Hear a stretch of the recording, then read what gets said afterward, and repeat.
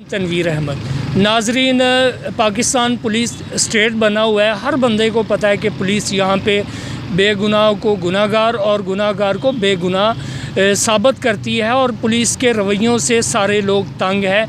मेरे साथ शौकत अली साहब मौजूद हैं और ये इनका तल्लक ननकाना से है।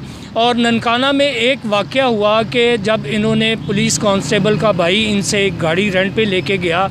ये सारी कहानी उस वक्त शुरू होती है जब इन्होंने पैसों का मुतालबा किया तो इनके ख़िलाफ़ उन्होंने कई मुकदमा दर्ज करवाए। इन्होंने वहाँ पे खुली कचहरी में शिकायत जब दर्ज की तो उसके ऊपर इनके ख़िलाफ़ वहाँ पे एक कांस्टेबल के ज़रिए पर्चा दर्ज करवाने की कोशिश की गई और उसमें एक नई कहानी का मोड़ शुरू होता है। वहाँ पे अदालत के ज़रिए बाई ए बाई बी का एक पर्चा, जो पुलिस को पता होता है कि वो पर्चा अदालती ऑर्डर के बाद पुलिस ही मुद्दई थी और पुलिस ही अदालत में गई और इनके ज़रिए अदालत के ज़रिए शौकत साहब के ख़िलाफ़ डकैती का पर्चा दर्ज करवाने की कोशिश की गई। और इसके बाद आगे क्या होता है वो शौकत साहब की ज़ुबानी सुनते हैं। शौकत साहब की एक कहानी ऐसी है जो पुलिस के पूरे एक सिस्टम की अक्कासी करती है।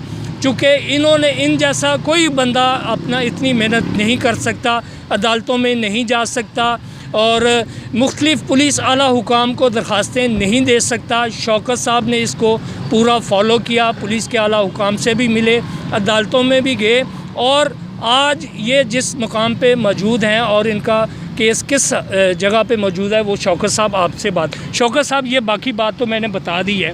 जब आपके ख़िलाफ़ बाई के मुकदमे के अंदराज के आर्डर हुआ फिर आपने क्या किया? मैंने लाहौर हाई कोर्ट से रिव्यू करके वहाँ से स्टे हासिल किया। पहले तो पर्चियों के ख़िलाफ़ अदालत ने हुक्म दिया कि इनकी दोबारा इंक्वायरी कराओ कि ये मोबाइल इसने इनसे पैसे छीने या डकैती की या कि नहीं की।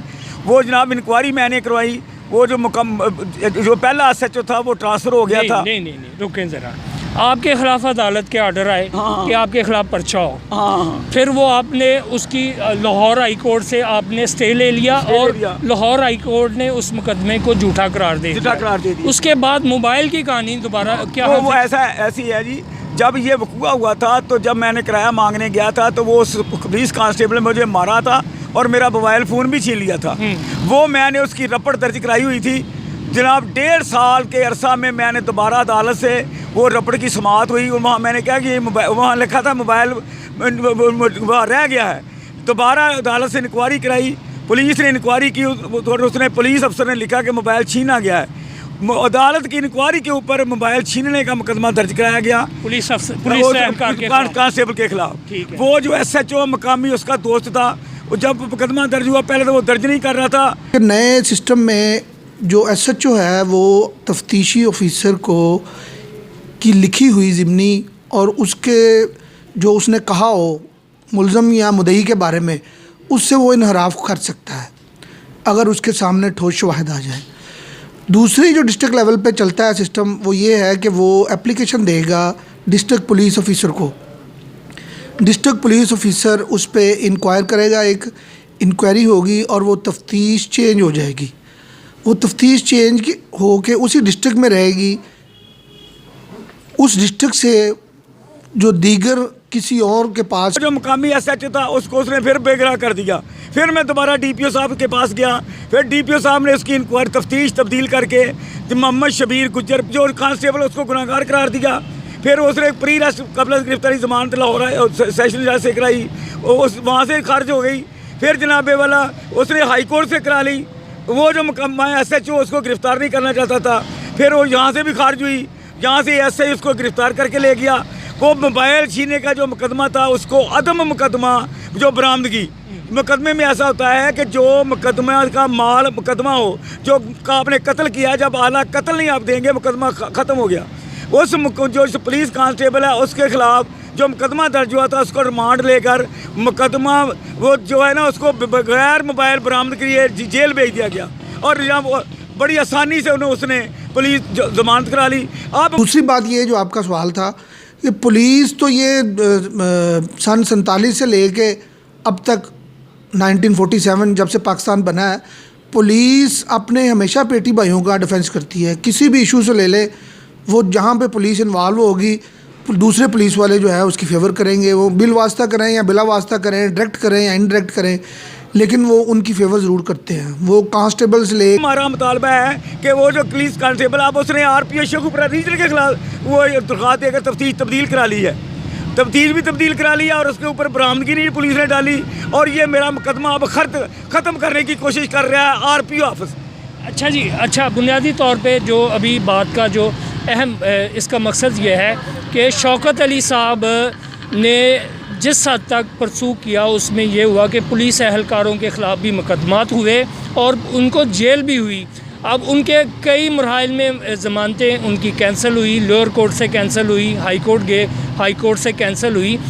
ये देखें, एक शहरी की अवेयरनेस है, ये एक मसाली मुकदमा है, लेकिन उसमें एक और ट्विस्ट आता है कि जब वहाँ पे मुस्लिम लीग नून के सदर मियाँ शहबाज शरीफ इलेक्शन में वहाँ पे कैंपेन के लिए गए, वहाँ पे आशा बच्ची हमारे साथ मौजूद है, वहाँ पे इन्होंने एक तकरीर की है, तो आशा से भी आपकी बात करवाते हैं। ये इनकी पोती है और इनका क्लेम है कि वहाँ पे मुस्लिम लीग नून के जलसे में आशा ने जो तकरीर की थी, ये सारी कहानी में सारी जो इंतकामी कार्रवाई है उसमें आशा का भी वो तकरीर करना भी शामिल है। जी आशा, आपने वहाँ पे तकरीर की थी? मैंने मियाँ शहबाज शरीफ के जलसा में तकरीर की थी, 2 साल हो गए हैं।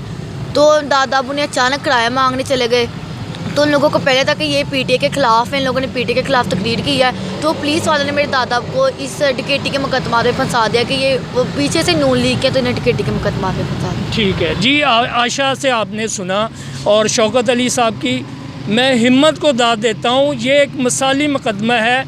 मेरा ख़्याल है कि इस वीडियो को वो तमाम लोग देखें और अगर हमारे इस मुल्क के अंदर इस मुआशरे में चंद लोग शौकत अली साहब जैसे बन जाएं और पुलिस को इबरत का निशान, मैं तो समझता हूँ कि ये पुलिस की जो यहाँ पे एक पुलिस स्टेट है, पुलिस के रवैये हैं, पुलिस आम तासर हमारा यहाँ पे ये है कि पुलिस जब किसी के ख़िलाफ़ मुकदमा दर्ज कर लेती है तो फिर मुआशरा, उसके दोस्त अहबाब सारे उसको मिलके ये कहते हैं कि भाई इसमें अब तुम्हारी कोई बचत नहीं है।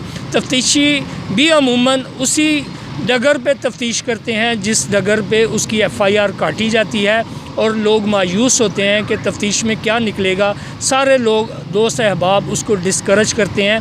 इस तरह वो अपने ख़िलाफ़ होने वाली ज़्यादती का अजाला नहीं कर पाता और वो पुलिस के आगे हथियार डाल देता है। तहरीक इंसाफ की हुकूमत में गुज़श्ता 2 से 2.5 साल के दौरान उन्होंने एक ऐसी एक्सरसाइज की है कि कोई भी बंदा जो थाने में एप्लीकेशन लेके आ गया उसकी FIR वो काट देते हैं, भले वो झूठ हो भले वो सच हो। वो कहते हैं जी इसको आगे प्रोब किया जाएगा कि ये कितने % सच है और कितने % झूठ है। यानी कि वो कोई भी एप्लीकेशन लेके जब थाने में चला जाता है उसकी दरख्वास्त पे FIR कट जाती है।